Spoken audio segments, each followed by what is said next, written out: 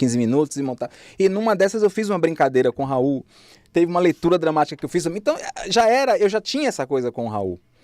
E quando pintou a possibilidade de fazer o Raul, eu lembro que eu liguei para Deolindo, assim que eu soube que ele estava preparando um espetáculo, acho que não tinha nem roteiro escrito ainda. Eu falei, Deolindo, meu filho, você quer fazer uma história sobre a minha vida? Meu filho, biga meu negro, biga meu preto. Que Raul falava isso, meu preto, meu negro. E ele riu, mas aí você tá muito começando ainda, lá na frente a gente vai ver. Aí não rolou, enfim, eu já estava em outra peça. Só que aí, por articulação do destino, de Melo, talvez. Melo é um personagem que Raul tinha na infância dele. Raul inventava 1000 personagens na infância para brincar com o irmão dele. Inclusive, esse musical que a gente tá fazendo é justamente isso. Daqui a pouco eu quero falar sobre esse musical. A infância lúdica de Raulzito com Plininho. Que legal. Então, Melo era um personagem meio filosófico, era uma espécie de guru e tal. Então, de repente, foi uma articulação de Melo, o personagem caiu na minha mão. E aí, é agora que eu vou mergulhar na história desse cara e construir, com medo de virar, por mais que fosse caricato, mas de virar uma caricatura talvez fora da proposta.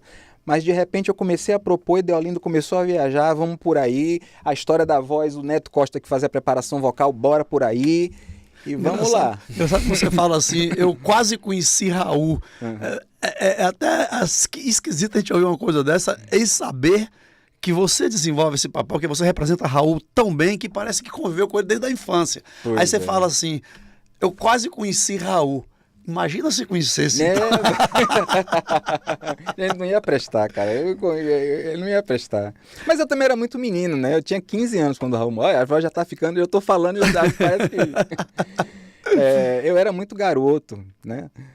Mas era um cara incrível. E teve uma influência na minha formação muito grande, né? Eu era um garoto muito introspectivo. E, de repente, a obra de Raul me fez ver, não, cara, tem mais coisa do que além das paredes do quarto, entendeu? Tem coisa para buscar, sabe? Abriu a cabeça mesmo, né? Eu conheci Raul através de um cassete com uma coletânea que meu irmão, Luciano, chegou lá um dia com essa fita. E aí eu ouvia. Aí eu fiz o link com o Carimbador Maluco, eu falei... Quando eu vi a imagem, né, eu conheço esse cara. Aí depois, não tinha internet na época, senão seria muito mais rápido. Mas em um determinado momento eu fiz o link. Raul é o do Carimbador Maluco. Agora, Nelito, sobre a vida do Raul, né? Vamos discorrer um pouco sobre a vida do Raul, dos momentos interessantes que o público soube, né? E tantas outras coisas que não foram divulgadas, mas que você, por ser um estudioso da vida do Raulzito, você conhece muito, muito, muito, muito, né? Raulzito andou um tempo, em alguns momentos da vida dele, ele se afastava, depois voltava, depois se afastava. Questão muito também de bebida, de alcoolismo, de droga, e fazer com que ele tivesse esses momentos de reclusão, de auto-reclusão, né? Sim, exatamente. Ele também tinha essas viagens. Ele se afastava porque ele sentia que precisava de um tempo, entendeu? E é aquela história, né? Sobretudo um artista que chegou digamos assim, no patamar que ele chegou, há sempre uma expectativa, né? De estar ali sempre presente, sempre trazendo, sempre produzindo. E às vezes ele sentia uma necessidade de dar uma recolhida. Tem até não sei quem fala, não sei se é o Mariano e o Carleba, com certeza, acho que é o Mariano e o Carleba. Isso na época dos Panteras. Sim, o Carleba. Acontecia de ter, tinha um show que estava sendo preparado, que acontecia em tal lugar. Quando ele chegava lá na casa, estava Raulzito já casado, eu acho, com o Edith. Estava ele lá todo coberto com a primeira esposa. Já estava ele lá coberto com um lençol e fala, não, eu estou muito doente, eu não posso sair. Recolhido, assim, né? Na viagem ele não estava doente, mas eu estou muito doente, eu estou... Pois é, Raul e Paulo Coelho, na época, né? Raul já tinha explodido quando Paulo Coelho... Quando eles fizeram a parceria, né? Tá ali ele conhece Paulo, sei lá, 72, 73, eu acho. Foi quando o Ouro de Tolo, né? Ouro de Tolo, 73, depois Guita, 74, né? Isso. E ali, o que foi mais importante na vida de quem, na sua ótica? Quer dizer, os dois são importantes até hoje, né? Um que já se foi, outro que está aqui, mas assim... Quem fez essa dupla mais subir, ser visível, as músicas, enfim... Enfim, uma pergunta bem clássica, bem popular. Quem pegou a ponga em quem? Foi o Raulzito no Paulo, o Paulo no Raulzito. Na minha Os dois se opinião, completavam. eu acho que foi mais por aí. Eu acho que, na minha opinião, foi um momento. É aquela coisa que acontece na hora certa, no momento certo. Aqueles dois raios que caíram no mesmo lugar, né? Eles, mais ou menos... não foi um encontro tão por acaso. Raul já tinha mais ou menos ouvido falar do Paulo, que o Paulo fazia uma revista com a temática da ufologia. Sim. E ele já se interessando por esses assuntos. Então, quando ele vai buscar o Paulo, é interessado nisso, né? E de repente eles começam a conversar. Eu já vi em algumas vezes o Paulo falar da parceria deles, que era muito mais o Raul que ensinou a ele, porque ele escrevia, né? Sim. Ele já era um escritor, mas o Raul ensinou a ele a escrever música, a fazer música. Então eu acho que foi, na verdade, uma troca feliz, né, para os dois e para a gente, e que depois, por uma série de circunstâncias, se desfez, mas ficaram ali aqueles dois discos fantásticos, né? O Krieg Rai e o Gita, e acho até que um pouco do Novo Aion, não sei.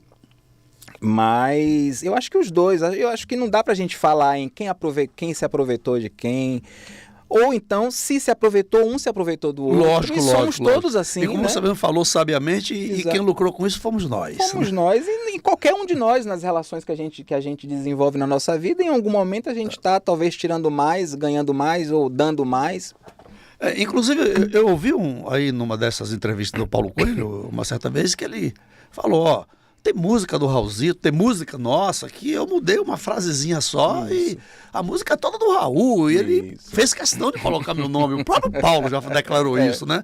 Uma frasezinha qualquer, uma palavrinha qualquer que eu trocava ali, o Raulzito falava que a música era minha e do Raulzito, e na verdade era do Raul Seixas. É outra coisa que os parceiros de Raul falam muito, como ele era generoso. Às vezes você dava você dava uma opinião sobre uma frase, ele botava seu nome lá como coautor da música. A Metamorfose Ambulante tinha escrito na parede do quarto de Raulzito, do Raulzitinho, do menino Raulzito.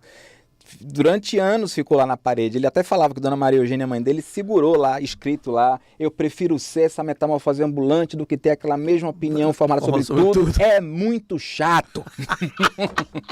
Inclusive em Capinguiné, que é do Wilson Aragão, é do Raulzito. Sim, pois é. Tem até essa história do Capinguiné. Exatamente. E você conhece exatamente aí? Foi o Wilson Aragão que escreveu o Capinguiné? Eu acho que a letra é mais do Wilson Aragão. E Raulzito ali chegou e colaborou de alguma forma e trouxe para o disco e... né, parece-me que eu ouvi em alguma entrevista, não me lembro se foi falada pelo Raul ou escrita em algum lugar, de que o Raulzito mudou uma frase na hora que falava... eu tô virado no diabo, tô retado com você. Alguma frase que botou retado e tal, e o Wilson... Não, mas fica bom assim e tal. E o cara era um crânio, era um mito. Fica bom porque tinha que ser daquele jeito, né? Capinguiné, que fez um sucesso extraordinário. Eu tive até com o Aragão agora em agosto, quando teve a festa literária do Pelourinho, que Raul foi homenageado, lá da casa de Jorge Amado. E o Wilson tava lá, a gente trocou uma ideia. O cara é fantástico também. Bora fazer assim vamos dar um pulo, como ele mesmo disse na música, né? Do LP Panela do Diabo, né? Eu vi o fim chamando o princípio para poderem se juntar. Pois é, vamos dar um pulo pro final, depois a gente volta pro meio, talvez pro início, como Guita. Sim. Então, assim, Panela do Diabo. Aquele trabalho, aquele LP, aquela maravilha de trabalho da dupla Marceleza e Raulzito, é algo que tem pra gente estudar 1000 anos, né? Banquete de Lixo. Porra, ele fala tudo naquela música. É quase profética a música, né? Eu diria que sim, é profética, né? De uma profundidade muito grande. Quando ele fala que eu vi o fim chamando o princípio para poderem se juntar, e na hora que ele fala...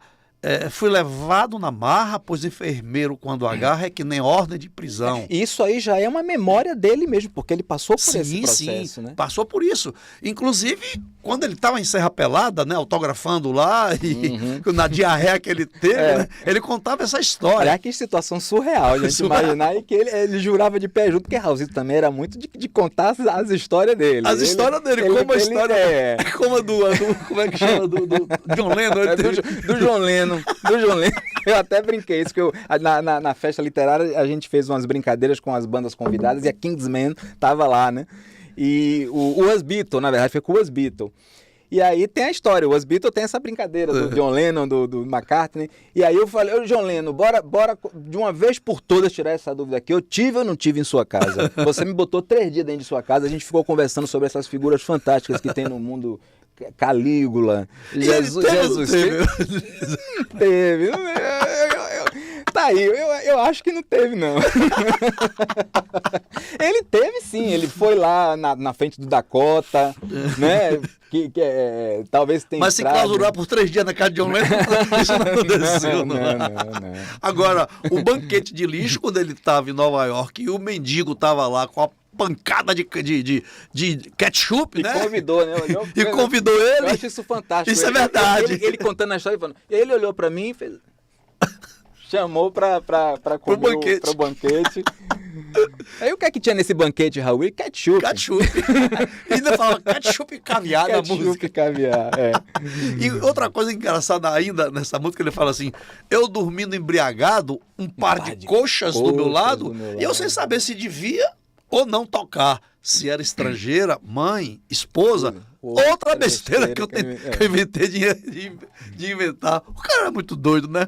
Então ele dormia, não sabia com quem, na hora que acordava ele tinha que se encontrar. Quem é que tá comigo, afinal? Era muito doido. Eu vejo muitas pessoas que falam, que conviveram com o Raul, né? Pessoas que conviveram com o Raul, que têm propriedade para falar, falam muito dessa relação dele com ele mesmo, enquanto o Raul Seixas era o personagem, né? Embora Raul Seixas era o nome dele, né? Raul Santos Seixas. Quando ele constrói a carreira dele como cantor, ele coloca lá Raul Seixas. Mas a vida inteira ele foi Raulzito, né? Ele era Raulzito em casa, ele era Raulzito na turma. Ele, quando chega ao Rio como produtor musical, ele assinava lá as músicas dele, Raulzito. Lá do Gerry Adriani, na época da Diana, do Gerry Raulzito. E quando ele surge como artista, aquela figura ali no palco é Raul Seixas. Então o Raul Seixas era o personagem.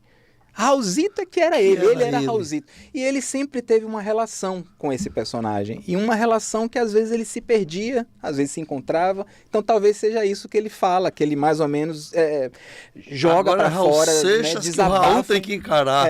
Caramba, é tão profundo isso, né? E se a gente parar para pensar que foi o último disco dele, que inclusive foi lançado 2 dias antes dele. Dia 19, numa sexta-feira, dia 21 no domingo ele faleceu. Isso. Então se torna mais emblemático ainda, né? Parece que foi ali a carta de despedida dele. Despedida, rapaz. Incrível. Agora, e a música Pedro, que foi feita por irmão Plínio? Isso. Parece que teve aí uma história entre eles. Conta um pouco sobre essa passagem. De fato, Pedro era o Plínio? Sim, a música Pedro, a Raul escreve para o Plínio. Plínio é aquele, digamos assim, é o mais...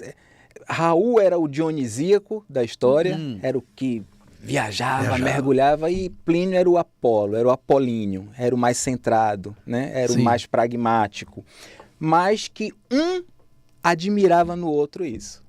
Parece com você, entendeu? Quando você veste o paletó e vai advogar, ou quando você veste a roupa do Raulzito e vai representar. Cara, ó, tá igual aí, ó. Talvez seja isso. Tá interessante o que você está falando. Eu, particularmente, como ator e advogado, eu acho que são 2 áreas muito irmãs também. Muito, se comunicam muito bem, são muito parecidas, têm os mesmos elementos. Se você vai numa audiência, você vê a mesma coisa. Você vê a plateia, você vê os atores, você vê como é que eu posso falar? O drama, né? Né? A história em si, o que é que vai ser defendido ou acusado ali, né? Exatamente. Então, os mesmos elementos. Então, assim, Plininho e Raul, eles admiravam no outro exatamente essa digamos assim, essa chave de ouro da personalidade. Sim. Entendeu? Plínio ama Raul, idolatra Raul. Como o Raul também idolatrava. Em toda entrevista, Raul dava um jeito de falar do irmão. E aí dava uma pirraçada. Meu irmão é físico nuclear. Plinio é engenheiro. Né? Eu tenho um irmão que é físico. Aí o pessoal, e o seu irmão faz o quê? É físico nuclear. Mas também músico. Tinha uma banda, inclusive, nos anos 60. Eu não sabia que o Plinio tinha envolvimento com música. Raul tinha os Panteras, Plinio tinha o Eles Quatro. E o Plínio era com alguém conhecido do ramo hoje, que a gente... A banda do Plínio? Não, aí depois o Plínio teve o processo de ida dos Panteras para o Rio, aí teve o guitarrista depois teve que voltar para Salvador, aí o Plínio vai e dá suporte, aí o Plínio chega a compor os Panteras lá no Rio, né? E isso foi ótimo para Raul, né? Quando o Plínio chega, eu acho que isso deu um gás para Raul, porque Raul falava muito, né, do perrengue que ele passou, ele sempre falava, passei 2 anos de fome. Ele fala em Ouro de Tolo, né? Passei 2 anos de fome no Rio de Janeiro. Rio de Janeiro. E aí o Plínio vai, né? Então ele também é um músico, né? Mas é engraçado que você vê que o Plínio, ele transitou no mundo de Raul. E Raul não transitava no mundo de Plínio. Completamente. Né? Raul ele já era dionisíaco, assim, né? Era aquele cara... enfim, era um libertário. Viajandão. Então eu sinto que Raul até talvez tivesse mais sentisse mais essa falta, né?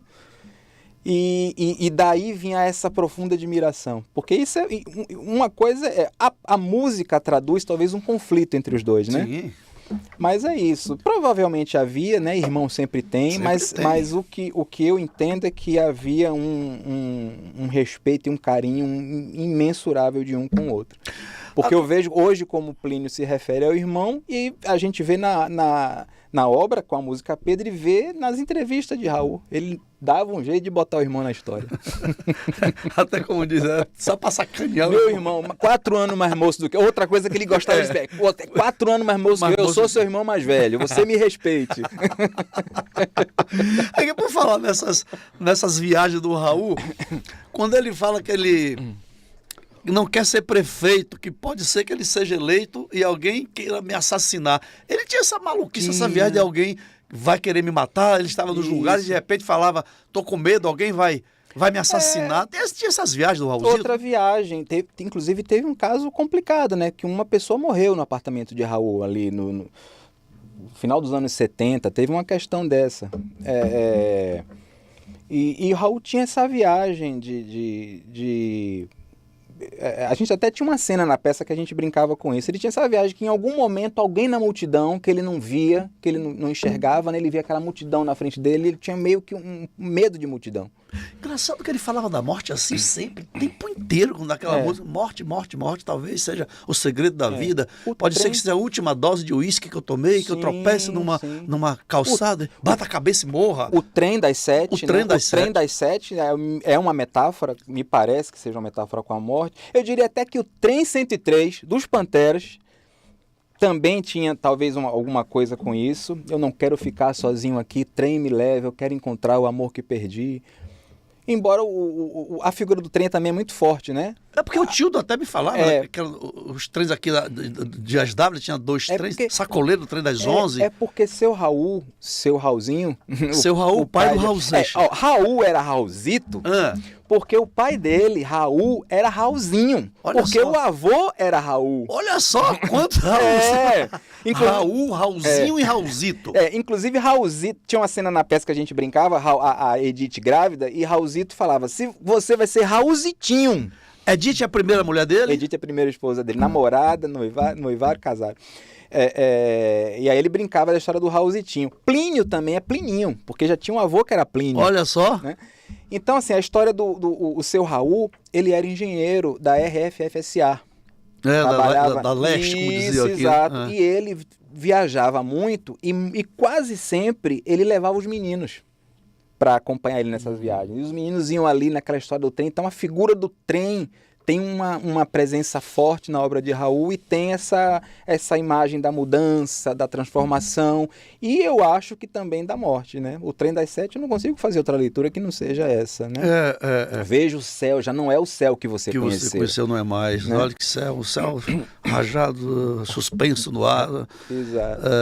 E ele fala das trombetas, dos anjos, dos guardiões, né? Exato, exatamente. Inclusive aqui no interior da Bahia, na cidade de Dias Dávila, a avenida principal chama-se Raul Seixas, Avenida Raul Seixas, e era lá que vinham os trens, né? Isso, e tinha a residência dos avós dele lá, avós, então sítio, né? era onde eles iam passar as férias, era em Dias Dávila. E compôs muita coisa, inclusive o Trem das 11, o Trem das Sete. O Trem das Sete foi composto lá. Exato, então então Dias Dávila... O Tildo havia me falado, me parece que eles passavam o final de semana lá e que tinham 2 trens, que eram o Sacoleira e o Trem das Sete, né? Isso. E que eles saíam aí batendo os cachorros querendo morder ele de noite, ele com a varinha batendo os cachorros. Umas ideias do Raul.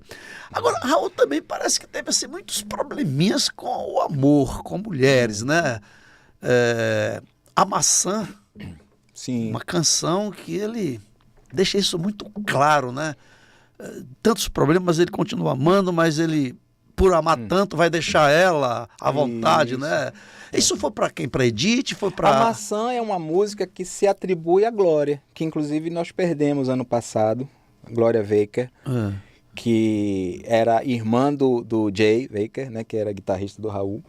E ele separa da Edith, se junta à Glória, tem a Scarlett, a Scarlett que morou fora o tempo todo, né? Isso, mora fora ainda. A Simone, que é filha de Edith, que também é americana. Edith já era americana, né? Era de família americana, vizinha de Raul ali, se conhecem, garotos, namoram, noivam, casam. E aí Edith depois vai embora para os Estados Unidos com a filha, né? Então a Simone nem fala português. É americana mesmo. A Scarlett já fala alguma coisa de português, mas também é americana. Foi embora com a mãe, Glória. Quando é ela a segunda filha? A segunda filha.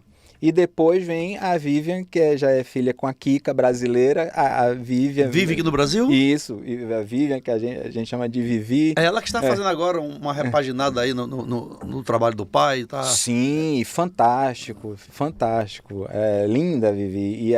E o trabalho que ela faz, e vendo ela ali repaginando a obra do pai. E agora ela está fazendo uma coisa muito bacana, que ela está aproveitando a questão a onda das mídias sociais, né? E ela está trazendo a obra do pai toda, tá revisitando, tá revitalizando os vídeos, os clipes, as entrevistas, e está botando esse material todo à disposição das pessoas para verem na internet.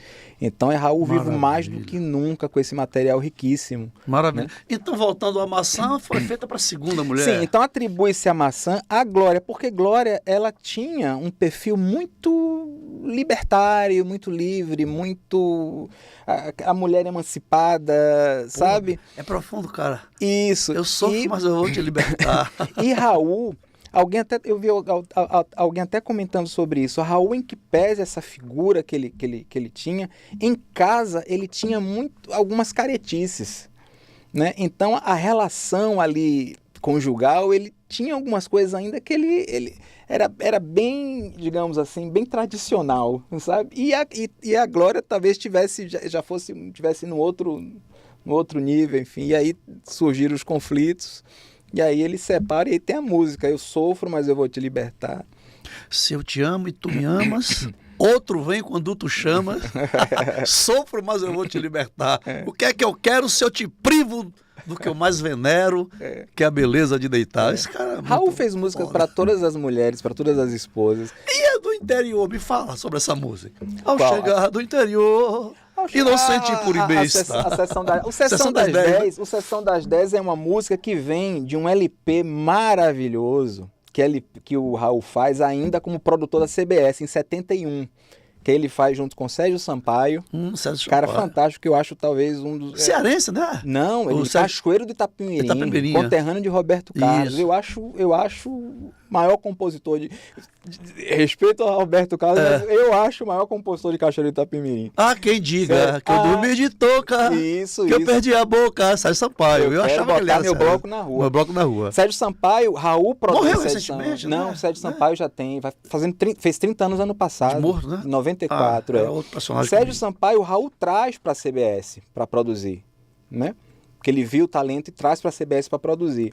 E aí, em 71, ele resolve juntar o Sérgio Sampaio, a Miriam Batucada, outra figuraça, que também já nos deixou, claro. né? E Edi Star, que graças a Deus está aí, vai estar ainda por muitos anos e que é um artista assim fenomenal, uma figura fora de série, junta essas 3 pessoas e faz a Sociedade da Gran Ordem Cavernista, apresenta a Sessão das 10, né?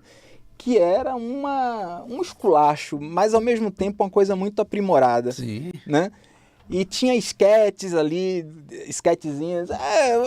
Você gosta de música barulhenta ou melodiosa? Eu gosto de música barulhenta, eu sou jovem, né? E tinha essas vinhetinhas, e aí tinha as músicas, e cada música muito legal. E aí tinha a Sessão das 10, que cantava era Edi. Edi Star que cantava no disco. E falando dessa, desculpa, que a Maria Eugênia, a senhora Maria Eugênia, a mãe dele, né? Uhum. Quer dizer, não sei se era ela, se era a voz dela, né? Ô menino, para com esse barulho aí, isso não vai dar em nada, vai estudar, menino. Tem uma canção que também tem essa voz. No Gran Ordem? Eu acho que é na Gran Ordem, tem. Tem a Kika no Mamãe Eu Não Queria. É isso aí. Mamãe Eu Não Queria. Civil Exército, né? Aí a Kika faz Dona Eugenia Rolo Compressor. Isso aí. Com todo o respeito, Dona Eugênia esteja assim na glória divina que a senhora... Flininho que falava, né? Não, minha mãe...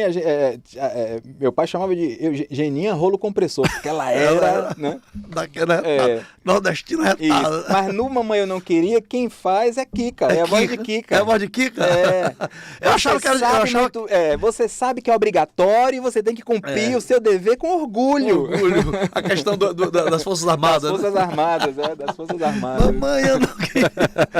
E o sapato... Sapato 36. Sapato 36. Tem nada a ver com o seu Raulzinho, pelo amor de Deus. Eu achei que tinha.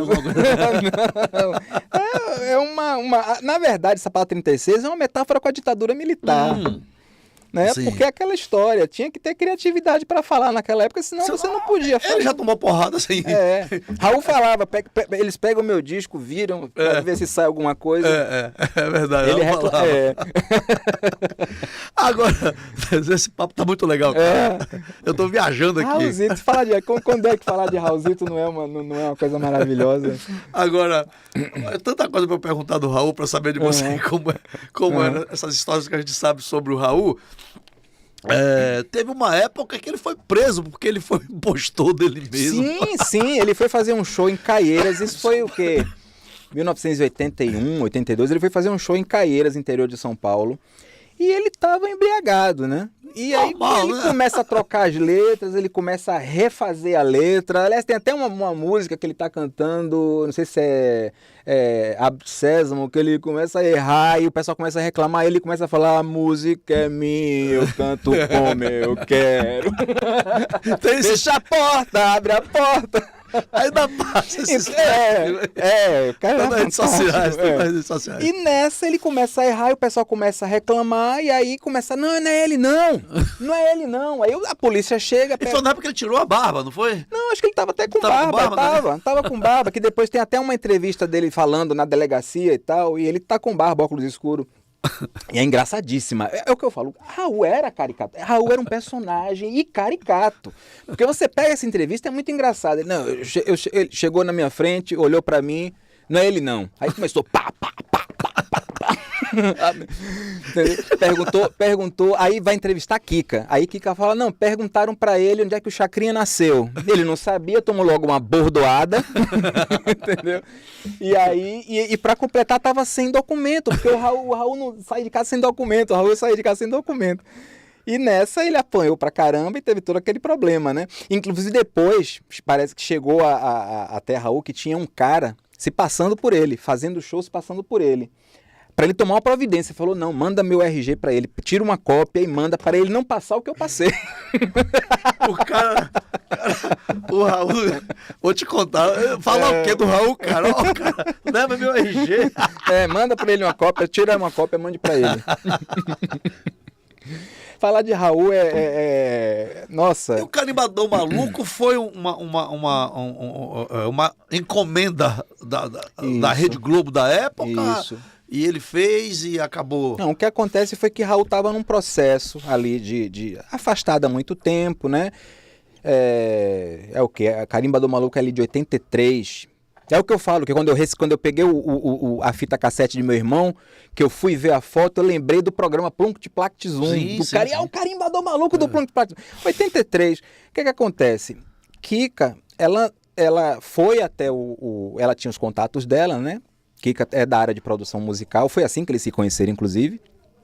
E aí, Kika foi até eu acho que o Vanucci, o Augusto César Vanucci, da Globo, para ver se não tinha alguma coisa, para de repente chamar. Ela ouviu falar que estavam produzindo alguma coisa com musical. Pô, chama o Raul, coloca o Raul nisso aí. O Raul também tinha a história dele, tinha a imagem dele, né? Da mesma forma que tinha as pessoas que de alguma forma queriam afastar, porque achavam que era problema, tinha aqueles que admiravam. Sim. O André Lara Rezende, da Eldorado, chama, quando sabe que Raul tá assim, não, chama o Raul, eu quero o Raul. Raul não pode ficar assim, e aí o Raul grava o Metrolina 743, né? Fantástico. Pois é, então assim, Kika vai e fala com o Vanucci, e aí eles chamam, a gente tá produzindo um musical, é isso aqui e tal, e aí o Raul faz justamente a música, o carro-chefe, o Plunct Plact Zoom, que dá o nome ao especial. Não vai a lugar nenhum. Aí ele se baseou lá no Proudhon, na história do Proudhon, aquela coisa do... Tem que ser selado, carimbado, rotulado... Se quiser voar. Exatamente, faz aquele cara bem chatinho que não quer deixar a nave sair, porque o especial é justamente a nave viajando por vários mundos, né? Onde pensas que vão?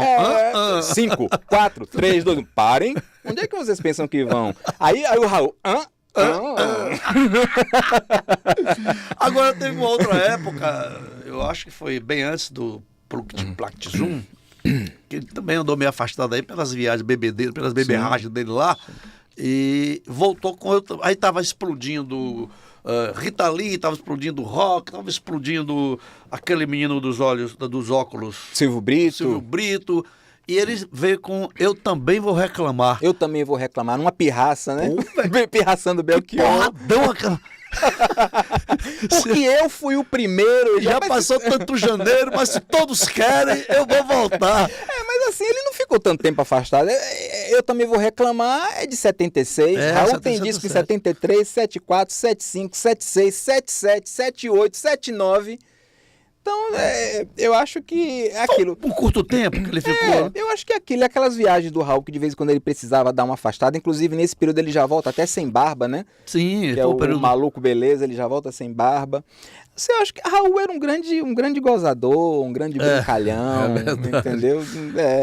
Tô sentado engraçado que eu falo assim, parece que eu conheci Raul. Eu conheci Raul. Mas o Raul tá aí, ó. Psicografando, não tá psicofonia com você, ele tá mandando aí.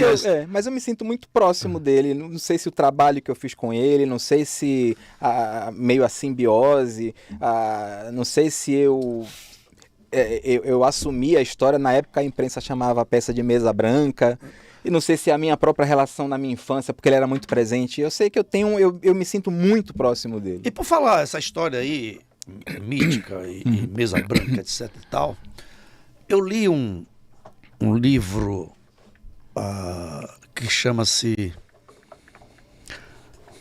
Um Roqueiro no Além. Já ouvi falar. É um livro psicografado, um livro bacaninha, onde eu não me lembro do médium, também segundo esse livro, que psicografou esse livro. O Raulzito psicografou esse livro. Por este médium que eu acabei esquecendo o nome. Chama-se Um Roqueiro no Além. Cara, é arrepiante. Inclusive, o Raulzito, segundo este livro, tá? Ele ficou no próprio túmulo por 3 anos. Ali no Jardim da Saudade. Ele não saiu do túmulo. Ele ficou preso a ele ali durante 3 anos. E enfim, ele foi resgatado pela espiritualidade. E ele foi, quando ele fala, eu nasci há 10 mil anos atrás, ele já traz, quando ele disse que eu vi Cristo ser crucificado, o amor nascer e ser assassinado, eu vi as bruxas pegando fogo para pagarem seus pecados. Isso, ele já era uma outra personagem do próprio espírito, porque a personagem Raulzito foi uma vida que o espírito teve, um personagem chamado Raul Santos Sejas. Esse outro personagem chamava-se Zílio. e que ele passa por coisas que ele conta no livro que Raulzito reproduziu. Sim, É uma coisa super interessante. E tem também uma grande tristeza do Raul, onde uma passagem desse livro, aliás, eu chamo você para te entrevistar, acaba eu falando, né? Que tinha dois jovens num carro, né? E a rádio começou a tocar a música do Raulzito, né? Ele falou, opa, Raulzito, vamos fumar um para eles aí, vamos fumar um por causa dele. Ele falou que ele era o rei, aí ele fala no livro, eu era o rei da insensatez, entre aspas, tá lá no livro. O que você acha dessa coisa? Olha, eu já ouvi, eu nunca tá aí, de repente buscar para dar uma lida, eu nunca li, mas eu já ouvi falar desse livro. Olha, eu sou espiritualizado. Eu não chego a ser, durante muito tempo, inclusive eu frequentei ali a COBEM, a Casa de Oração Bezerra de Menezes, por influência de uma prima e de uma tia minha, pessoas muito queridas. E eu li o Nosso Lar, inclusive essa minha tia, eu fiquei um tempo na casa dela, ela tinha uma prateleira cheia de livros, e aí eu peguei o Nosso Lar, peguei o livro dos médiuns, peguei 4 Jovens no Além, do Chico Xavier, que era a biografia do jovem, depois as cartas que eles escreviam, e tinha muita semelhança, enfim, muita... E assim, eu acredito piamente que há essa possibilidade. Eu acho que de ter sido ele que psicografou. Sim, Raul teve uma vida conturbada, teve uma vida maravilhosa em vários aspectos, mais conturbada em vários outros, como qualquer um de nós também, né? E eu acho que de repente no momento da partida pode ter rolado esse processo, né? Mas eu não saberia te falar. Eu não li também o Presidente, dá uma lida de repente. Eu li faz algum tempo, faz alguns anos eu li esse livro. Talvez tem algo em torno de 10 anos que eu li esse livro. Não achei mais que na época do espetáculo, inclusive, eu conheci o José Medrado. Ah, que legal. Conheci o José Medrado, isso. E ele foi assistir o espetáculo e depois eu... Porque ele é fã do Raulzito Medrado. Sim, ele já me falou isso. O que acontece? Eu estava com o espetáculo em cartaz e um dia eu estava dirigindo, indo para algum lugar e eu sempre ouvia ali eu gostava de ouvir a Norma Rangel. Ah, me lembro. Eu até falei com ela, Norma, a sua voz tem ela uma... foi embora para Paris, para França, foi. Norma e fantástica. Enfim, aí eu estava ouvindo o rádio e a Norma começou a falar, agora, gente, eu quero falar aqui de uma coisa que, olha, eu não tenho essa relação, assim, com trabalho de teatro, assim, eu vejo, acho interessante, mas começaram a falar demais dessa peça e eu até cheguei a duvidar. Mas por teimosia do meu filho, eu fui assistir e fiquei maravilhada. Aí ele falou, Raul, a Metamorfose. Quando ela falou isso, eu falei, epa! Aí me desmanchei, chorei até, ela, minha esposa do lado. E ela, calma, rapaz. Eu falei, aí tentei pegar um telefone, liguei para a Band e falei, Nelita e tal. Aí falou, bora marcar para você vir aqui. Aí fui, aí conversei com ela, aí conheci Zé Medrado. E aí ele falando que inclusive viu o espetáculo, que as pessoas comentavam, o Raul está lá. Não, o Raul não está lá. Agora ele viu muitos espíritos assim... afins? Que estavam ali confusos, achando que estavam diante de um show do ídolo que talvez eles tivessem tido em vida. Olha só, ele viu muitos espíritos lá meio confusos. Engraçado essa coisa aí, a gente acabou fugindo um pouco do tema aqui, Raulzito, mas continuando dentro dele. Houve também, parece que alguma coisa psicografada do Cazuza, e que ali tem essas histórias que eles continuam fazendo shows lá na erraticidade, tal. Mas aí, uma curiosidade, o Medrado viu o Raulzito? É isso que eu ia corrigir ele aqui. Viu? Não, é isso que eu ia corrigir. O espetáculo? Não, o Medrado viu o espírito, o Raul, ele estava lá. Não, é isso que eu ia corrigir agora. Ele não falou que viu. Não, em relação a Raul Seixas, ele falou, definitivamente o Raul ele já está num outro patamar a essa altura. Mas o que ele falou não foi nem que viu outros espíritos, ele falou que muito provavelmente, aí eu não sei se era uma questão de sensibilidade, haviam muitos espíritos ali, de outras pessoas ali, desencarnados, enfim, que estavam confusos com aquele processo todo. Que teatro inclusive é um espaço que atrai muito isso, né? Tem locais que tem talvez essa conexão energética, que acaba atraindo muito, e que o teatro é um desses pontos. E ele até falava, se cuidem, procurem... eu fazia muito isso, inclusive. Momentos antes de entrar em cena, eu me isolava do elenco, todo mundo tinha seus processos, cada um ia cuidar das suas coisas, eu cuidava das minhas, todo o meu material de cena, posicionava tudo pronto, aí eu parava e aí fazia uma prece, me dirigia à memória dele, entendeu? E aí ficava ali quietinho e me preparando para entrar em cena. E era o momento que eu buscava fazer essa conexão, enfim, com essas questões. Eu me lembro dele falar isso: se cuidem, façam uma oração, façam essa mentalização, se preocupe com essa questão. Aconteceram coisas estranhas nos bastidores da peça, assim, de equipamento cair. Olha só. E que um equipamento que estava seguro, não tinha, estava ali há muito tempo, não tinha, e caiu. Nelito, você sentiu em algum momento, ou sentia o tempo todo, a presença do Raul, assim, em você, assim, tipo, como se fosse uma psicofonia, né? Não, eu não diria que eu sentia, até porque eu estaria sendo leviano dizer que eu sentia. Agora, até gostaria de ter sentido, sabe? O que eu sentia, eu me lembro, sim, era uma imensa felicidade, inclusive em ver a reação. As pessoas iam falar comigo muito emocionadas, entendeu? E eu até pensava, gente, é uma responsabilidade muito grande eu estar com a imagem desse cara, porque as pessoas vêm falar comigo e assim, eu tô atingindo essas pessoas num local muito delicado e eu nunca imaginei, por exemplo, o que é que eu quero dizer? Que era por minha razão aquilo ali. Eu sempre atribuía ao carisma dele. Eu sempre enxergava que eu tinha conseguido canalizar alguma coisa naquela catarse que eu estava vendo que estava acontecendo, mas eu nunca supervalorizei isso. De alguma forma, eu sempre tinha essa consciência. É o carisma de Raul. Se as pessoas estão vindo a você e te abraçando e te beijando, nunca te viram, né? Viram você agora, mas as pessoas me apertavam com uma força, sabe? E isso não é você, isso é Raul. É Raul, é o carisma do Raul que está te proporcionando isso. Olha, isso eu sempre tive muito claro. Eu vou te confessar uma coisa aqui agora, como você já confessou ainda há pouco, que gosta de ter, que quase conheceu o Raul. Isso. Eu sou muito fã do Raul, né? Aliás, todas as pessoas que eu conheço são. Mas eu não tive o privilégio de conhecer Raul também. Eu nunca fui num show do Raul. Todos os shows do Raul foi sempre por televisão, sempre por mídia. Nunca tive a oportunidade de ver Raul. Eu ia vê-lo em Belo Horizonte no ano em que ele faleceu, não tive essa oportunidade. Portanto, qual é a visão que eu tenho do Raul? Na minha cabeça eu criei. Eu vi você atuando, eu não vi você, Nelito, eu vi Raul. Então, se alguém me perguntar assim, você esteve com o Raul, foi num show do Raul? Fui. No ISBA. Eu vou me emocionar. Tô falando sério, pô. Até porque eu sou canceriano igual a ele, eu sou falando sério. Eu só vi, eu não tava vendo nenhum ator ali. Uhum. Eu não vi você ali. Eu vi Raul Seixas. Eu vivi Raul Seixas ali. Uhum.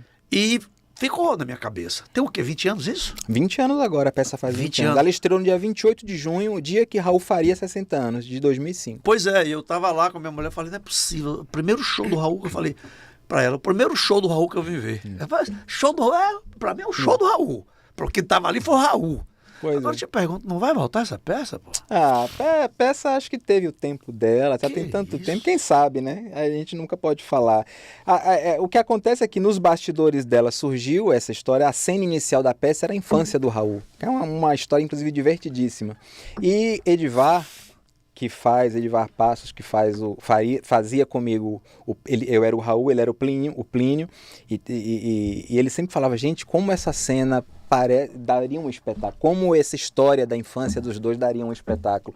E aí, pouco depois, ele se junta com Ivan Seixas, sobrinho de Raul, filho de Plínio, Ivanzinho, e eles começam a elaborar ali o argumento e começam a escrever, e aí Edivar escreve o roteiro teatral, o Ivan está escrevendo, inclusive, acho que ele está fazendo agora o livro mesmo, em prosa, né? A história dos dois irmãos, do tio e do pai. Então, eu acho que só de já ter surtido esse fruto, né? Várias pessoas que começaram a fazer teatro de lá pra cá e que falam pra mim, Nelito, eu comecei a fazer teatro por você. Então, e você, emoção. na Bahia, então, essa peça, dias 11 e 12, né, de janeiro, foi apresentada aqui, né? Isso, agora, dia 11, fizemos no domingo, mas vamos voltar em abril. Opa! Já tem a data? Vamos voltar em abril. Todos os finais de semana de abril. Agora, meu Deus, eu não vou me arvorar a falar o teatro aí, porque... Mas também eu nunca mais me perco de você. Mas a gente vai divulgar. A gente vai informar tudo direitinho. Eu também teria visto o show de Raul em Salvador, na Concha Acústica, em 89. Vamos fazer o seguinte, mas não pude, eu viajava pro interior, passar minha família no interior, e tava fora de Salvador quando ele fez o show na Concha, não assisti. Teria visto o Raul também. Não dá pra eu encerrar esse podcast sem te explorar, né, amigo? Bora lá. Dá uma palhinha na voz do Raul e escolhe a música aí, vai. Sei lá, Vamos nessa.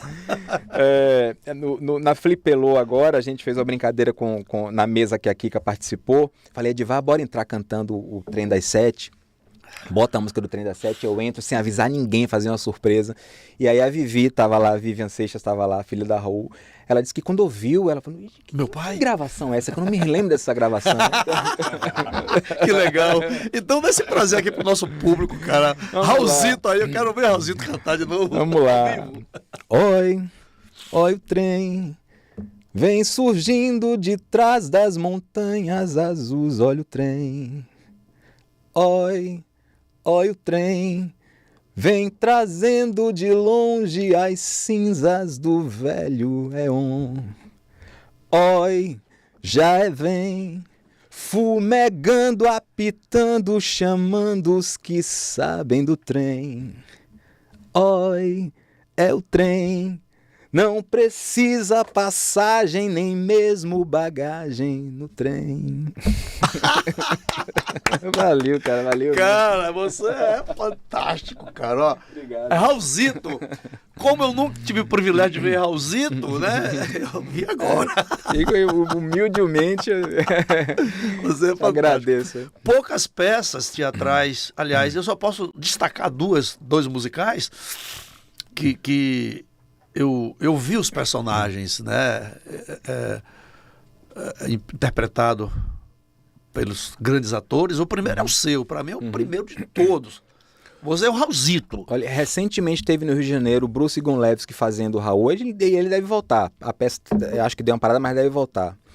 E eu assisti ali no Teatro do Jardim Botânico, trabalho fantástico, fantástico. O Bruce Gunlevski é um verdadeiro bruxo. Eu já tinha visto ele também fazendo o Renato Russo. Foi o primeiro espetáculo que eu vi, inclusive, quando eu cheguei no Rio de Janeiro, ele fazendo o Renato Russo. E fantástico o trabalho dele. E a peça dele fazendo o Raul também é uma coisa lindíssima. Olha, se você está falando isso, com certeza é. Porque é o seguinte, e a outra peça que eu vi que é uma fidelidade extraordinária, assim como você tem uma fidelidade do seu personagem ao Raulzito, uma peça chamada Chico Rosa. Onde os dois atores, foi em Belo Horizonte que eu vi essa peça, Chico Rosa interpretava Chico Buarque e Noel Rosa. Fantástico. Todo musical, todo canto. Cara, o Noel que fumava 300 cigarros por dia, o cara na peça ele fumou uns 20, mas fumou mesmo, e tocava. Eu nunca vi uma coisa, a voz igual, a voz do cara que fazia Chico igual, as discussões deles iguais, as músicas iguais. Rapaz, que viagem. A outra viagem que eu tive, além da sua, foi essa. Chico Rosa, que eu não me lembro quem são os atores, Maravilha. Só me lembro da peça que foi extraordinária. O cara que fazia Noel Rosa só não tinha o queixo grande, aquele problema, aquele problema que ele tinha. Mas o cara que fazia o Chico, parecia com o Chico também, a voz era igual, enfim. Fantástico. Isso pra mim tá em segundo lugar, porque o primeiro lugar pra mim tá... A catarse que o teatro nos proporciona, né? É muito legal. Coisa extraordinária, extraordinária. O Raulzito comprou até um Corcel 73, não foi? Sim. Teve Dojão, teve Dojinho. Ele teve até Corcel, Chevrolet. Teve Chevrolet na capa de Uabap lá bem bom. Tem um Chevrolet lá, tem um Comodoro lá, tá lá a grade do Opalão. Pois é, então você já sabe, ó. Raulzito também teve Chevrolet. Além daquele Corcel 73, tava lá na capa do disco um Chevrolet. E a Chevrolet está completando hoje este ano 100 anos no Brasil. E para comemorar essa data espetacular, o consórcio Chevrolet está fazendo a festa. Tem um grupo de consórcio de 100 meses, onde você concorre a um super prêmio de R$100 mil. Ou seja, se você fizer um consórcio de um Onix, por exemplo, você vai pagar o teu Onix no consórcio, levar para casa, e pode levar o segundo Onix completamente de graça, porque você concorre todo mês a um prêmio de R$100 mil. E não para por aí. O consórcio Chevrolet está inovando a cada dia. Você compra um carro sem juros, e para você retirar esse carro através do sorteio ou de lance. O lance pode ser em várias modalidades. Primeiro, o lance fixo, 30% apenas. Ninguém vai dar mais e nem menos. Todos serão contemplados nesta modalidade com 30%.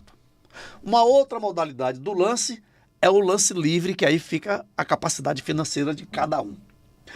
E se você não tiver nem os 30% e nenhum valor para dar de lance, não se preocupe, o consórcio Chevrolet faz aí o lance por você. Lance embutido. Você vai utilizar da própria carta de crédito um valor para ofertar de lance e você pode ser contemplado com o valor da própria carta de crédito. E se você tiver um carro, não importa a marca, não importa o modelo, nem o ano, pode trazer para o negócio. Entra como lance no todo ou em parte.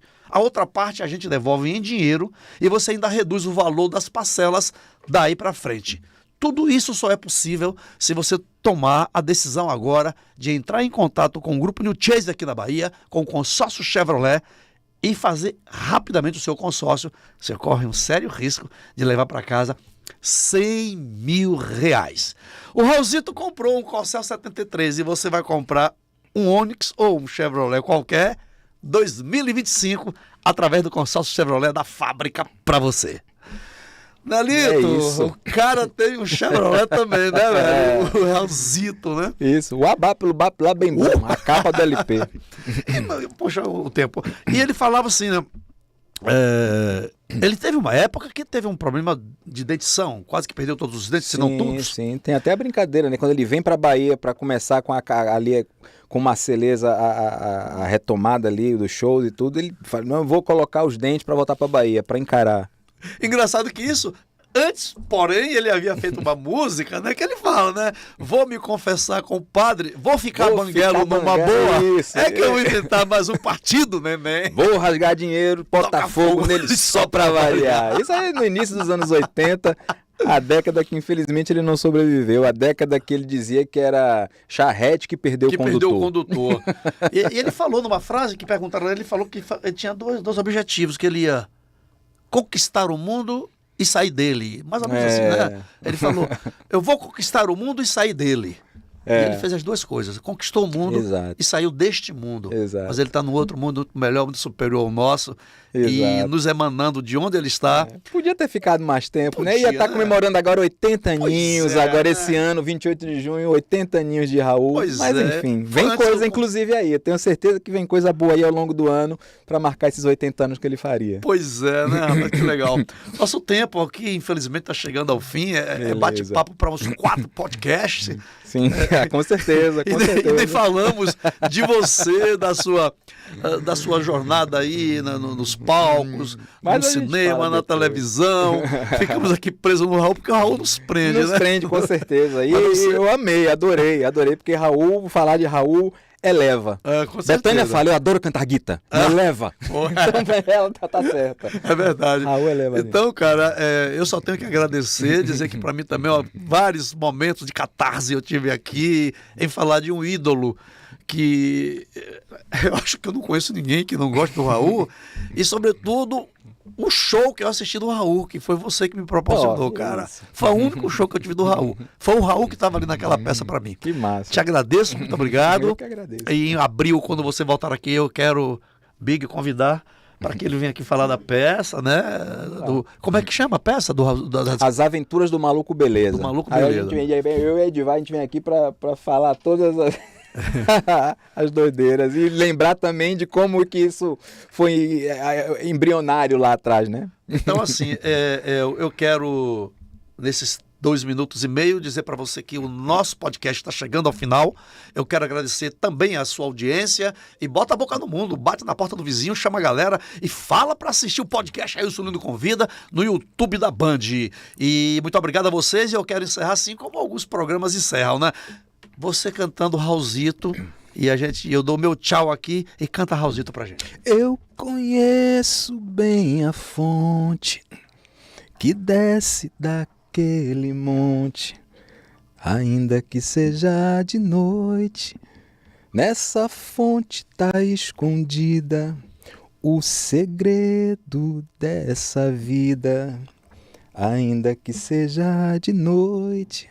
Eita fonte mais estranha que desce pela montanha, ainda que seja de noite. Sei que não podia ser mais bela, que céus e a terra bebem dela, ainda que seja de noite. Sei que são caudalosas as torrentes que regam céus e infernos, regam gente, ainda que seja de noite.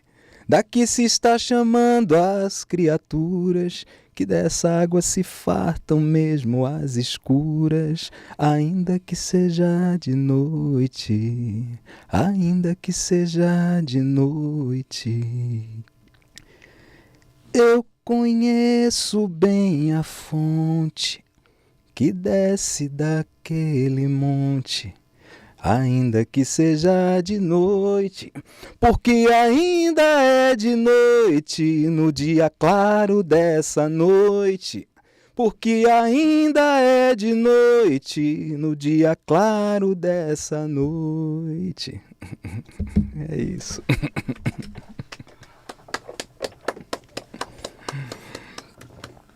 Ailson Lino Convida, novidade e informação pra melhorar sua vida.